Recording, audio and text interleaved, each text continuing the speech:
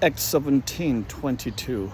So Paul, standing in the midst of Areopagus, said, "Men of Athens, I perceive that in every way you are very religious. For as I passed along and observed the objects of your worship, I found also an altar with this inscription, to the unknown God. What therefore you worship as unknown, this I proclaim to you. The God who made the world and everything in it, being Lord of heaven and earth, does not live in temples made by man, nor is he served by human hands, as though he needed anything, since he himself gives all mankind life and breath and everything." Okay, there's more to go. But let me expound this. Paul saw many altars, okay, as is in Acts 17. And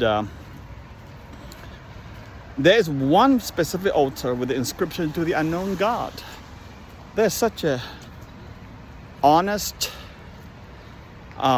display of looking and finding who the real God is. Who is he? You know, there's a difference between the time in Athens. There is an inquisitiveness, a hunger to know who God is. They are seeking to find, you know. But today we don't have that. Like a big city like New York City, you know, we don't find people trying to find God. Now that's a bigger problem of them all. However, there are parallels that we can learn from. How do we apply this in our situation? Now, the principles that what they did is totally the same applicable to us. Basically, they are saying that to the unknown God, to many gods, you know, the Greeks have many gods at that time.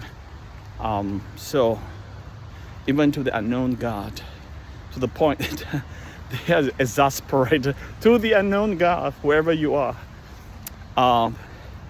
So let me define this. In our theology class, Christ culture contextualization, saying this world, people are looking towards idols.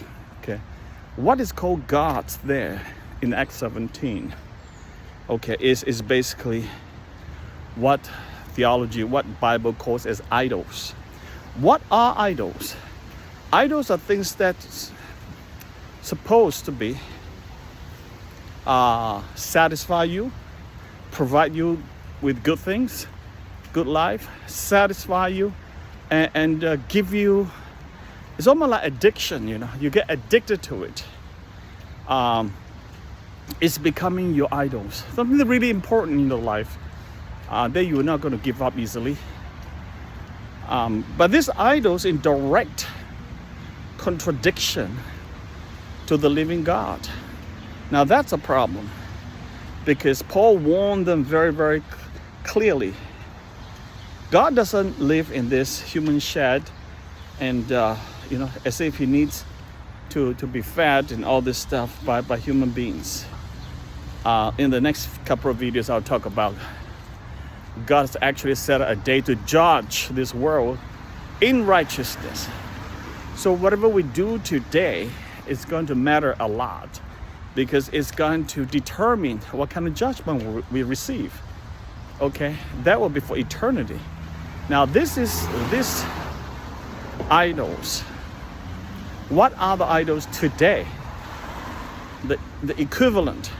Okay, for those guys that they probably have a God that give them food, give them good harvest, and God that give them protection from the wild beasts, a God that give them sexual satisfaction, and a whole lot of things, whatever it is. So if you translate it to today, this is exactly what we have. The idols that we pursue, even though we don't call them idols, because those people are in it, have no concept of the spiritual connotation, because it's all very material things in this world, like internet, pornography, coffee, what else? Oh, wealth, material wealth, career. Do you think the career will give you the real joy and satisfaction in life, and then the pleasantness, the pleasantries you can enjoy in life? You see, the thing is, to a large extent, they are true. You see, if a good career, get a good money, you can have a good life, so to speak. You drive good cars, go for vacation, you send your kids to good schools, and whatnot. They are true in many sense. But the problem, it stops there. Because they might not be true after a while. Might not be able to give you the things that you want to look for. Because if you pour out so much time to career, for instance, it will wreck your marriage, or wreck your children's, your relationship with your children, your family time, because you don't have time. You come back home like 7 o'clock, you come back 8 o'clock, 9 o'clock every day. What is left? New York City is not uncommon to see this kind of things happen. Okay, so that's one example. And also like pleasure seeking, that's it. For a lot of young people or even older people, it's pleasure seeking. It's trying to look for pleasures in life.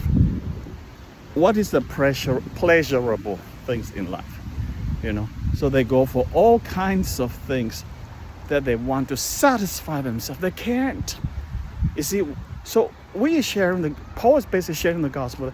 They can't satisfy you, but the gospel of Jesus Christ can. Hallelujah. But God can. So this is my video 1.